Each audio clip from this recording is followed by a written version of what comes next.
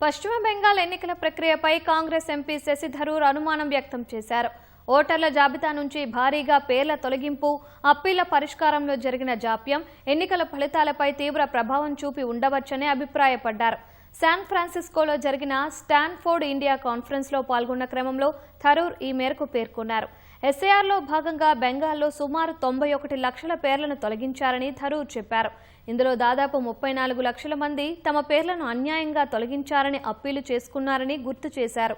కానీ ఎన్నికలలోపు ఇందులో కేవలం 2 లక్షల కేసులను మాత్రమే పరిష్కరించారని పేర్కొన్నారు. మిగిలిన 31 నుంచి 32 లక్షల మంది పరిస్థితి ఏంటి అని ప్రశ్నించారు. భవిష్యత్తులో విచారణ జరిగి వారు అర్హులను తేలినా ప్రయోజనం లేదన్నారు. బెంగాల్లో బీజేపీ సుమారు 30 లక్షల ఓట్ల ఆధిక్యంతో గెలిచిందని శశి థరూర్ తెలిపారు. అదే సమయంలో లక్షలాది ఓటర్ల అప్పీలు పెండింగ్లో ఉండడం ప్రజాస్వామ్యపరంగా ప్రశ్నలు లేవనెత్తుతోందని అనుమానం వ్యక్తం చేశారు.